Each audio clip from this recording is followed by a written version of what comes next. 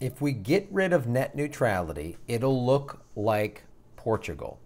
This is something that Representative Khanna pointed out, and also there's an article in the Los Angeles Times by Michael Hiltzik.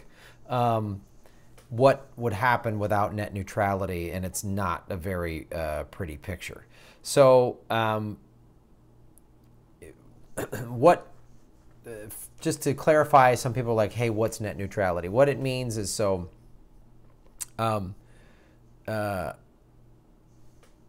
all websites have and services have identical access to internet users, right?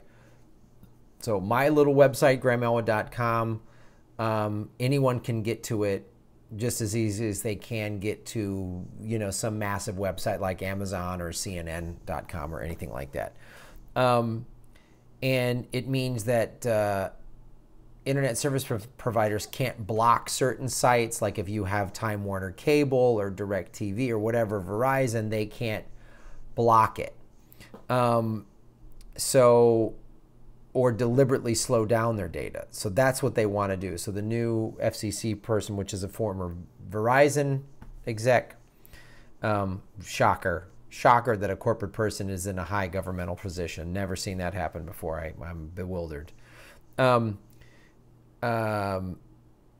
then what they can do is charge more money. You want more access, you get more money. And as President Obama said, no service should be stuck in the slow lane because it does not pay a fee. And now established those rules in 2015, and now this pie is trying to overdo them. So let's go into a little specifics here from this article in the LA Times about what Portugal is doing, just so you have an idea of what this could potentially look like and why you need to really contact all your representatives, because December 14th is when they vote on it.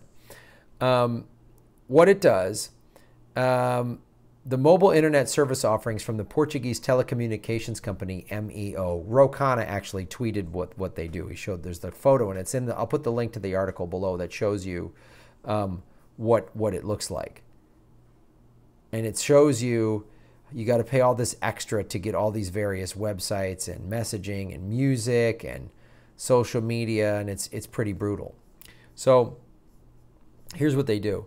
After paying a fee for basic service, subscribers can add any of 5 further options for about $6 a month, allowing an additional 10 gigabytes of data allotment for the apps within the options.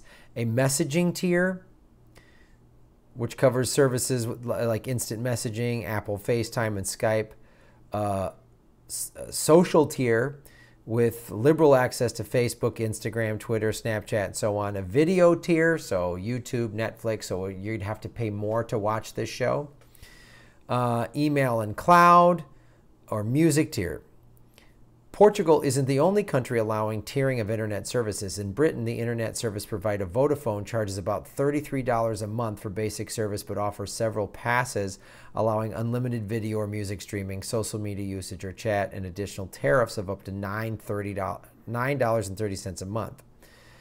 Although both countries are part of the European Union, which has explicit commitment to network neutrality, these arrangements are allowed under provisions giving national regulators some flexibility.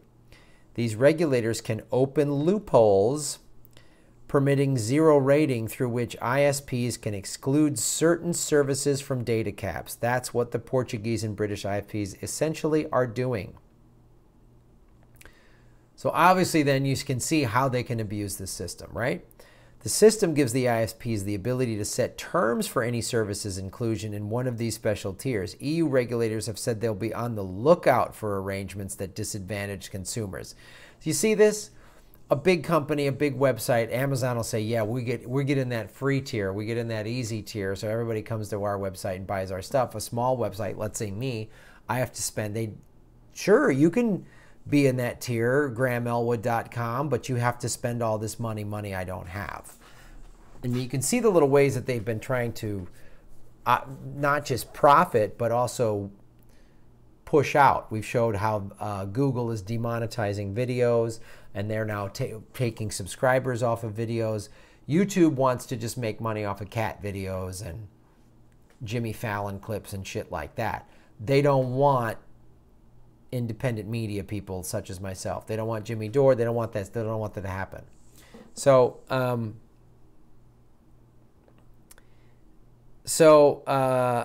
as I said, EU regulators are going to look out for that loophole, but that loophole has existed in the United States market under the FCC's vaunted net neutrality rule of 2015. At that time, the Commission also said it would review zero rating and other such arrangements on a case-by-case basis, but only after the ISPs implemented them. Has that worked? Nope. In early January, the FCC staff, in one of its last published reports before President Trump appointed Pai as chairman, concluded that zero-rating deals offered the broadband customers by AT&T and Verizon violate net neutrality principles. The deals present significant risks to consumers and competition because of network operators' potentially unreasonable discrimination in favor of their own affiliates, the staff reported.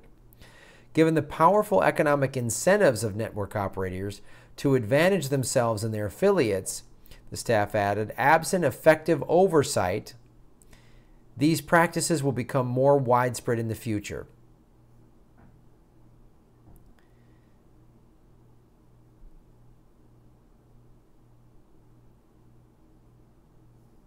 So what the FCC staff found, it indicated that net neutrality needed tighter, not looser regulation. Under Pai's proposals, which will be voted on and probably approved by the majority Republican FCC on December 14th, the potential for narrowing of consumer options by ISPs will only grow. You'll be paying more for your broadband, and your choices will be left up to your ISP. Is this the internet you've grown accustomed to? Not in the least.